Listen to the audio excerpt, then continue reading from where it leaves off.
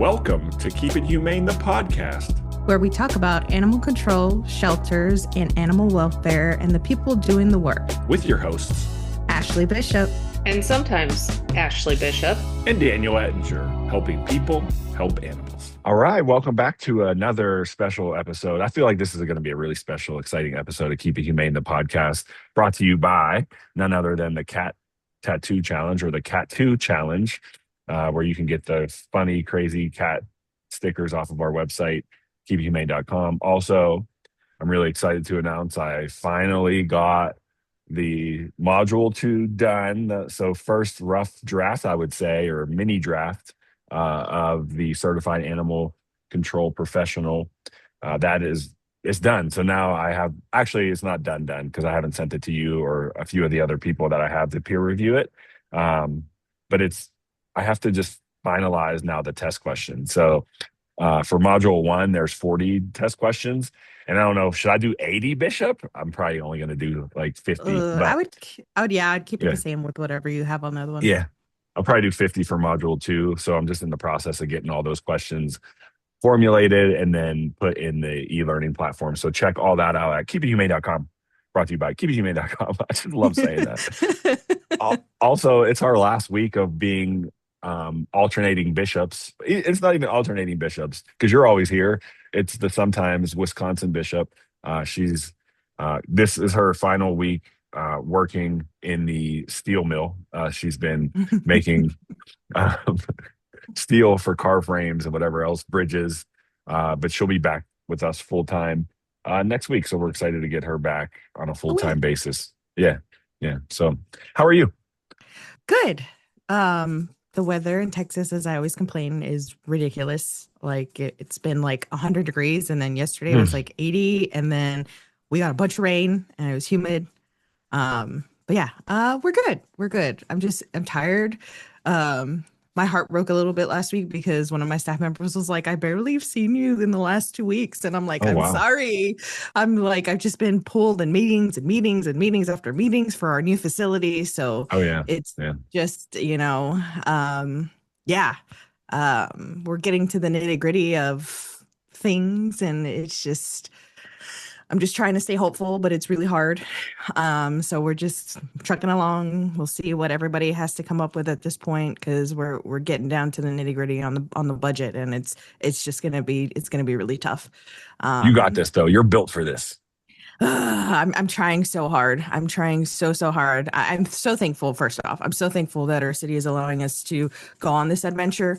Because again, many don't get the opportunity. Many facilities are still sitting in chain kennels. And, I know there's a couple of counties away where there's a one-man team and she's got 4 kennels that are outside, and it's all chain link. So, I have to, every day, I just have to be grateful for the ability to get what we need to get done. But as usual in animal welfare, I feel it's just, we always get kind of nicks sometimes. But it's been an experience. It's been definitely an experience. I'm so happy with the architects that we're working with. They're absolutely fabulous, and they're such advocates for us, which they really don't need to be because we already have the advocates in our city. So that's great. We're double advocate. Advocating? You're double advocating. That's a new word. But it's so great to work with also such a large firm that just has our back as well and is fighting for us as well. So it's been great. That's fantastic. Well, I love hearing about the journey, even, here on the podcast, but behind the scenes. And I think it's great, the work that you're doing. And I know that there's ups and downs, but at the end of the day, like, I just can't wait for the photos or the video walkthrough, whenever you're like in there and you FaceTime and like, here's this, here's that. Like, I guess following your journey along the way will be really awesome. So just keep those spirits up and you got this. You got this. I'm just trying to keep it up for the staff too, because I know, they know what's coming, and I'm very honest about, what we're coming up against, but we're going to get there. We need the new facility regardless. So it's exciting. How are you?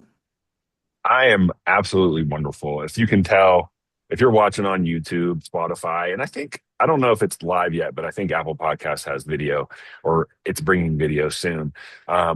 the scene behind me, I'm in beautiful Colorado right now, and just absolutely love this place. It is. I'm at like 9,000 feet, so if I do pass out during this podcast, For just real.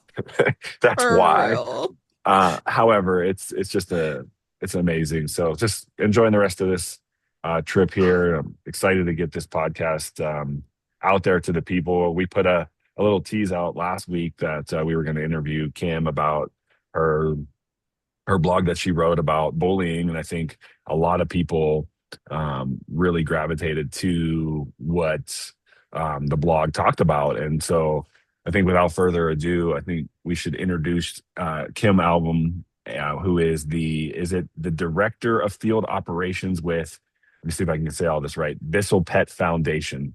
That's me. That's you. And welcome back. So you've been on the show once Yeah. before, and we're excited to have you come back and talk about this blog. And just really quick, if you don't mind, maybe just let our listeners that didn't hear you a couple years ago, just your background really quick. Sure. Well, first of all, thank you for having me and thank you for talking about bullying. At Bissell Pet Foundation, we are very passionate about this topic. My background is that I was an employee benefit broker consultant and I worked in the corporate world and I just was pulled to animal welfare and I started with the Humane Society of the United States, which is now Humane World. I worked there for 11 years and I've been at Bissell Pet Foundation now for just over 5. Okay, cool. Yeah. Very cool. So with this blog, I guess maybe just start with like, did you expect it to have as much feedback or get as much feedback as you did? Traction. Yep. Traction, yeah. Yep. I certainly did. I expected that the blog would resonate with a lot of people, and it did. I received emails from all over the country, from shelter staff that are being bullied by law enforcement, by other shelter staff, by donors, by their board, by volunteers, by national groups. It was a very heartbreaking week that I had after the blog was released because these were people that are just, doing incredible things for animals and trying with everything to get through this really difficult time that we're having now in animal welfare. And their stories, I mean, I want to say they were shocking, but they weren't. I've been doing this now. I've been in this industry for just about 17 years and I've experienced bullying the entire time and I've seen bullying the entire time. I've been, my work in animal welfare has primarily been focused around animal shelters and I've, we've normalized bullying. We have. We have. I, I guess I was kind of trying to like maybe save this part, but what led you to write the blog? I want to read an how do you say that? Excerpt? I can't even say the Yeah. word You of the got it. blog, if I may. And I don't know if that's what led you to write the blog, but I'd love to read a little bit about it. And people can find the blog if they want to go to, it's at the Association for Animal Welfare Advancement, the AAWA.org, the AAWA.org. You can find it right there. I was going to read that, but before I do, was that the moment that led you to write this, or were there other factors? Well, I think that you'll find if you look back at some of the blogs that Kathy has written at Bissell Pet Foundation, you'll see that there's definitely we've certainly as an organization been trying to address the issues in the industry and trying to talk about collaboration and partnership. Sure. I guess what made me write this is that this was just so blatant, and I felt I had enough at that point, Good for and you. Yeah. I knew that if he was speaking to me that way, he was speaking to other people that way. And I thought it was really important that the primary organizations involved in the incident knew what happened. And quite frankly, Kathy Bissell was absolutely appalled and was like, you should write about it. May I read it? It's going to be in me and my voice reading your voice. So is that okay? I'd love for the listeners, if they haven't read the Absolutely. blog, I'm not going to read the whole blog. I just want to read this piece. And it's the part that it says, "It happened to me." I want to share something that happened to me recently, not for sympathy, but because calling out these experiences is the only way we can begin to change them. During a recent phone call, I was called explicitive and vulgar name for female genitalia and told to shut my mouth. My my offense? I was unable to fulfill an organization's request due to an insurance and policy guideline. BISSELL's Pet Foundation Fix the Future program provides for contract veterinarians who bring high quality, high volume spay neuter to areas where it is needed the most. The catch is that veterinarians can only be deployed to host organizations that have signed agreements, certificates of insurance that specifically name us and are part of the actual program. In this instance, I'm sharing here, the group responsible for the spay neuter event was not a host organization and therefore could not legally be approved. When I held the line, I was threatened with a social media smear campaign and exposure if I did not comply. In my 18 years in animal welfare, I have never been spoken to that way. And I am certain I was not the first woman that this person has treated like that. He will do it again. I'm extraordinarily fortunate. My organization's leader was appalled and stood by my decisions immediately and without hesitation. I did not have to fight alone. Not everyone in this industry can say the same. And that is the part that keeps me up at night. I'm honestly, I cringed trying to read that. Like, it was hard to read, and it kind of like made my blood boil a little bit there. Not even kind of, it did make my blood boil a little bit. So experiencing that, like, how do you even react to that? I wasn't surprised. I mean, it was the tone of the call. I mean, as soon as I answered the phone and tried to explain, I was told to shut my mouth. So it was the tone of the call. So I wasn't surprised. And, this type of behavior isn't anything new. I mean, years ago, working in North Carolina as a state director for HSUS, I was spoken to like that all the time by animal advocates that didn't like policies that we were doing or were mad that I wasn't stepping up to speak out against a shelter that was euthanizing pets or, I just don't think that this is abnormal in our industry. And I think that a lot of shelter staff deal with this type of behavior and they don't do anything about it because then they think they're going to lose their platform to be able to help animals. And then who's going to do it? And that's how I felt, back in the day at HSUS, that's how I felt. I mean, there was absolutely nothing done when state directors at the time were bullied by animal advocates or even internal staff. I mean, it's just the way that it was. And we just can't do this anymore. We are losing incredible people in this industry. They are burning out. They have PTSD. They are walking around enduring trauma on a regular basis, and we can do better. That's the thing. Like, this doesn't have to be our norm. We can do better. We just together. And I really hope that the blog and some of these discussions are going to be the catalyst for some level of change. I think Bissell is doing a great thing by bringing this forward. And like you said, a lot of Kathy's blogs and things like that are so inspiring, but also to a point where she's also bringing up what's really going on. And I feel like there's other national organizations who are just kind of putting it under the rug. They know it's happening. They know maybe rhetoric that is being pulled around. And they're not doing anything about it. If anything, they're making it worse. I mean, here in Texas, I know of a shelter who recently in the last 6 months was actually attacked by a large organization and they had to sit there and, defend themselves. And we shouldn't have to be doing that. Like, especially at a municipal level with such a hard task to do. We're dealing with taxpayer dollars. We're dealing with just an incredible amount of things that we need to fix, but we can't fix it at a snap of a finger. And, now I'm seeing a lot of those organizations stand up for themselves. And it's been great to watch. It's been so great to watch, to see them stand up for themselves, let them know, like, hey, this is a reality. We've never lied. We've been transparent. It's just nobody's listening and nobody's reading. And you're just yelling with no reason. You don't have to form a smear campaign, call people killers, and attack shelter staff if you don't agree with a policy. You don't. So ask Paulette Dean, though. Right? In Danville, Virginia. She was part of a smear campaign a few years ago, just the same reason, because she didn't want to accept a certain policy, not even policy. Well, it was accept certain type of help, um, because she didn't feel like it met her organizational needs.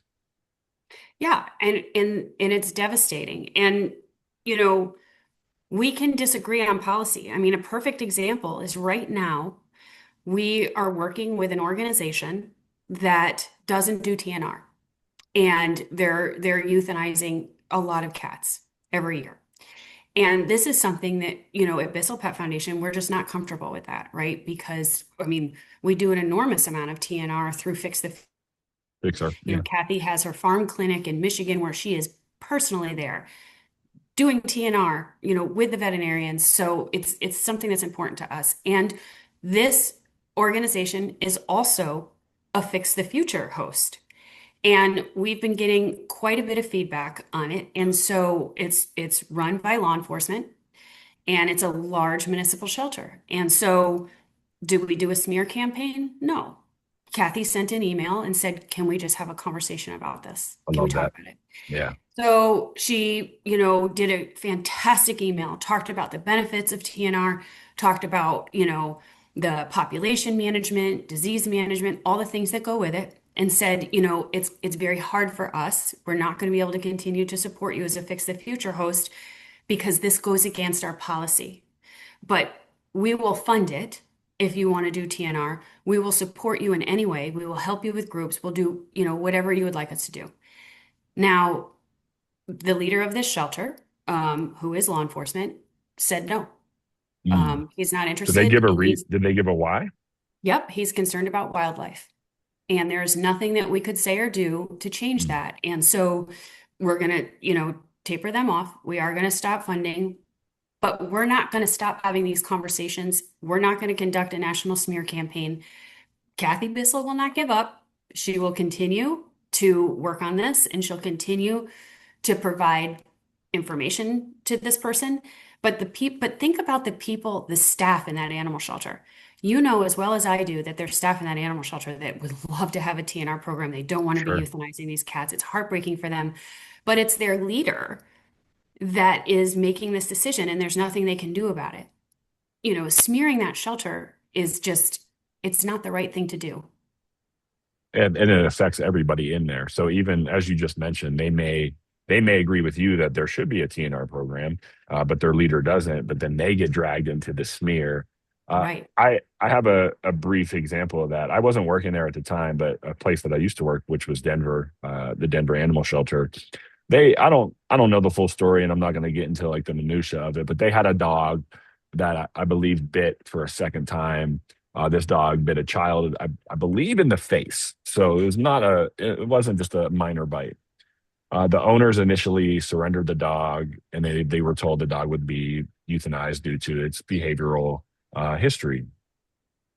Somehow, between the time that the dog was surrendered, the original owners got with a rescue group that wanted the dog. So then they started to basically smear Denver. And what stands out to me, Kim and Ashley, like what I'm talking about with abuse and this just bullying and it's a culture. And the director, not the director, well, maybe of this rescue organization, whoever the leader was of this rescue organization, is in the basically quoted saying, and I want to quote this right. She says, "Well, we really beat them down," meaning that they were happy to share that they beat down the animal shelter to the point where they had to surrender this dog to this rescue group. All in the to me, all in the I guess the side effect of public safety. Like, we're putting a dog back in a community that has bitten twice, had bitten a child in the face, and we're happy about beating down an animal shelter to give us this dog. But then there's probably a dog that's been in that shelter for 300 days that nobody's caring about because the way it looks or the way, it barks or whatever the case may be. And so I think it's part of our culture. I think it's rooted in emotion in this industry. And I think you have sides. I think you have people that truly have identities built around terminology in this industry. And if you oppose one side. So, and I'll speak freely about me, and this isn't a reflection of the podcast. It's not a reflection of Ashley. It's just me specifically. I've been very vocal about saying I don't believe in the terminology no kill. Doesn't mean I don't believe in some of the I would say in some of the processes. I do believe in trying to help every healthy, treatable animal that is out there, but I just don't believe in the terminology. I don't think it does well for our industry. But that immediately ostracizes me from that organization or organizations that believe in that terminology, and they're unwilling to have further conversations. And I feel like I have been bullied in this industry. I have been kept, I'll just say it this way briefly.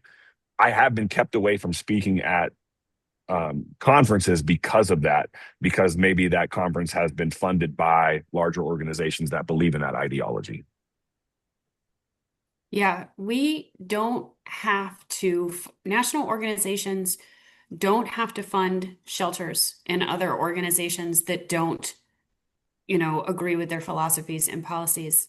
You know, I don't understand why that's just not the remedy. I don't understand why it has to be bullying and why it has to be a smear campaign. And this goes for all sorts of organizations, right? Like, the example with our TNR situation with that shelter. We don't have to fund the organization. We don't have to make the organization adhere to our policies. We just can choose not to fund them. And you know what? Eventually they're probably going to come around because the community wants it. And I think it's the right thing to do for that community. They're probably going to come around eventually. But if we continually break people down or exclude people or, do all of these things that we're doing as an industry, we're slamming doors, right? We're slamming doors. If we went after that animal shelter, not only are we not going to be able to have an open line of communication with that law enforcement officer that runs that shelter, we're going to close the door to everybody who's coming behind us, right? Yeah. Yeah. And I mean, Absolutely. yeah, me and my facility, we've been kind of through that, where we were dropped as a partner of an organization. And it was interesting because I knew it was coming, and I was very plainly about what we were doing and what we could do, what we couldn't do. And there was a meeting and I knew it was coming, and they were like bracing for impact. like you could tell they were bracing, and I'm like, no, I completely understand. Like, I understand that what it is that you're setting forth is not aligning with what we're trying to do and what I'm standing on for our facility, and I completely understand. But you know what, we still work with that organization. They still help us move animals and things like that. It's just for that particular program, we weren't aligning with our apologies and things like that, but we are still a partner. And I didn't go out and say so and so organization dropped us for this program. But you could tell in that meeting that they were just bracing for impact. And I'm just like, no, I completely understand. That's completely fine. And we moved on. And it's just so sad that you could tell that they were just waiting for it. And I'm just like, no, I understand. I had laid out everything that I possibly could on the table, and this is what we can do, this is what we can't do. And they tried to work with us, and it didn't work out at the end, and we moved on. So we talk about national organizations all the time in bullying, right? We know that that's happening. But let's talk about donors, volunteers, and community members. Let's talk about what shelter staff endures and how, in many cases, leadership lets it happen because it's a donor, it's a community member. And so the staff routinely endures this bullying and attacks and death threats. We can look at what just recently happened in Naples, and there's new leadership at the Humane Society of Naples on the Patty Baker facility. And that leadership is trying to make change, and part of that change is stopping the suffering of dogs that have literally, they're going cage crazy, right? These dogs, and this has been determined by veterinarians, this has been determined by behavioral staff, and yet still the new leadership, Becca Morris, is dealing with she handled an enormous amount of pushback, and it was really heartbreaking, the threats and the cruelty associated with her just trying to do what was in the best interest of these dogs. And I mean, it's shocking the lengths that people to quote call out or smear, right? They'll put you all over Facebook. Getting emotional. Yeah, Awful. they will do anything that they can to get to you, right? To hurt you. And I love Becca's strength and how she, she's doing this. The changes are happening and she's doing an incredible job there. Nobody wants to see pets euthanized. Like this is not what we want. It's heartbreaking. But we also don't want to see them suffer. And yet, in order to do that, Becca and her team had to suffer. Mm. And it's heartbreaking to me. And what about the donors, right? Like what about the organizations where the donor comes in and it is horribly cruel to the staff and nobody will do anything about it because it's a donor, right? Like donor money's in short supply right now. It's getting harder and harder to fundraise. These people across the country working in animal shelters are first responders and they are saving lives and they don't all have the same, policies. They don't all, do the same thing, but at the end of the day, they're there because they love animals and they're trying to save lives and they are treated horribly. And if we don't Something start you, standing yeah, up, we're gonna lose them all. something you brought up early was about burnout, kind of compassion fatigue. I just find it striking like that our whole mission and goal, whether you're an animal control officer, whether you're a kennel attendant, whether you're a director in an office, is to be caring and compassionate for these animals. But then we're treated, or there are people in our industry that say they're caring and compassionate people, right? But then in turn are extremely like vulgar or extremely the opposite of what you would expect for somebody in this industry. And I don't think it's fair to say, well, this person's dealing with secondary traumatic stress, so they can act this way. But we have to look at like what's causing it and why do they feel like that it's okay. I just I don't think it's fair that we can say that we're one way for animals, but then we can act completely different towards people. People are animals too, so I don't get it. I agree with you 100%. And you're right. Like, those bullies, they are that way for a reason. Doesn't justify their behavior, but I think we are traumatized in this industry. We are absolutely traumatized. Substance abuse is rampant in Mm. our industry, and as well as burnout and compassion fatigue and so let's look at this from a different perspective for a minute. So you have the bullying that happens, right, to shelter staff. We know this is what we're talking about. We know that. Now, when is it okay for us to collectively come together against an organization or against something, right? Is that bullying? Because let's just say we have a cruelty case in Mississippi. Let's just say Mississippi. And animals there are suffering on a daily basis. They are dying. And we all know it. We've all seen pictures, and law enforcement refuses to do anything and just keeps saying they have food and water, right? So Mm. we collectively come together and we call that out.